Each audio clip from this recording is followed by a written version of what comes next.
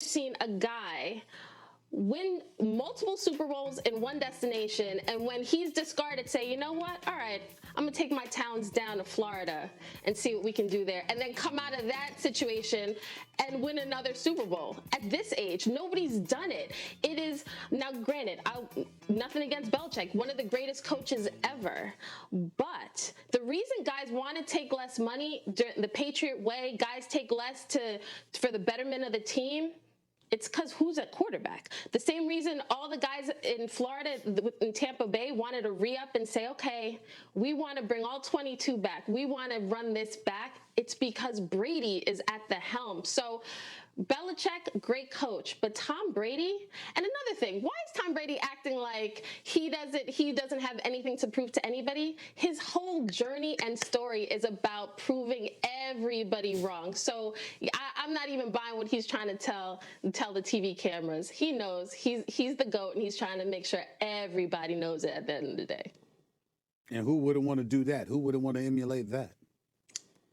Well, exactly. Right. I agree with what you said about Brady, but he was put in that position not only by himself, but also the team to which he was drafted and built by Belichick all those years. That's why he had the status and the gravitas where he could point to a team and he gets to play there. Why everyone else wants to play with him because they're playing with a legend. Now, he did come through, and did the COVID year have something to do with diminishing certain other teams? It doesn't matter because his team was exposed to all the same stuff everyone else was. I give him credit for that. Joe Montana didn't win a Super Bowl, but back in the day went to an AFC championship game right away with the Chiefs after he'd done all that, in San Francisco, showing that, no, it's not just Walsh. It's also Joe Montana. And clearly Brady did that and then some.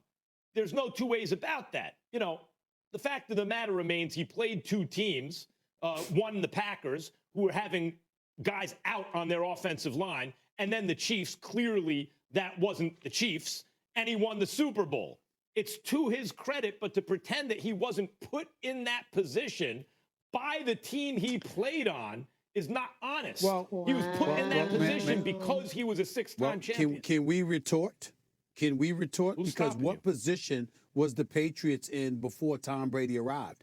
I recall Drew Bledsoe being their quarterback, and he was the face of the franchise, and there was still huge question marks about what they were going to do. He gets injured after suffering a hit against the Jets. Tom Brady comes up in there. Drew Bledsoe comes back, but Bill Belichick says no more. I'm not going away from this brother right here who happened to be Tom Brady. And Tom Brady guided them to a Super Bowl and a level of dominance of which we have never seen on an NFL level in the league's history. That's what we're seeing. So I get what you're talking about, Max, in terms of the Patriot way. My question would be, although we can't take anything away from the greatness of Bill Belichick, we also have to pay homage to the fact that Tom Brady has everything to do with the Patriot way. It wasn't something he adopted.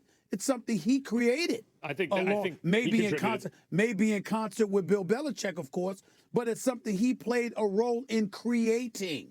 And so because of that, that's why we have to pay attention to what's happening here in Tampa, because of people who want to come play for him, the sacrifices they're willing to make just to be a teammate of his. Let's see what Bill Belichick is able to do in New England without him.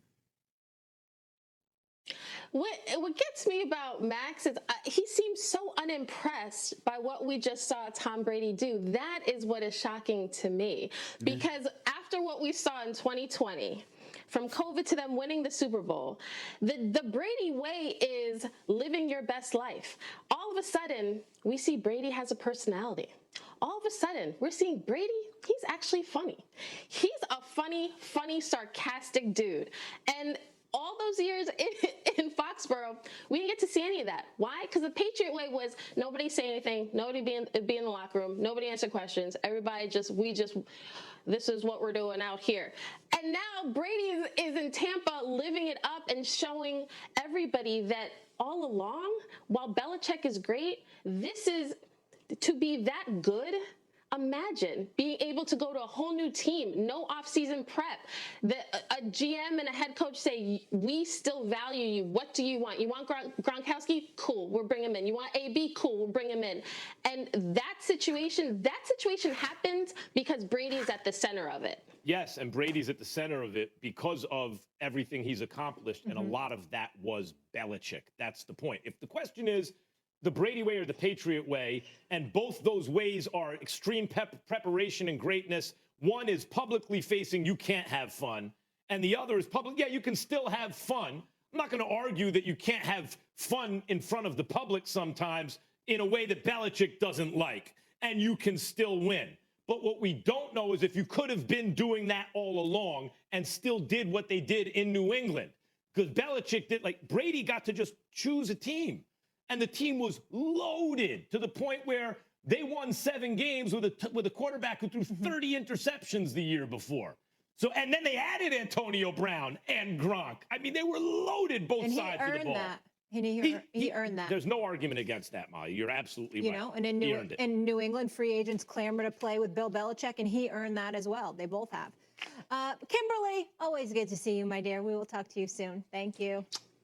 When we come back, we know Steve Ballmer will be going crazy tonight with the Clippers' first ever conference finals home game. But will Chris Paul spoil the party?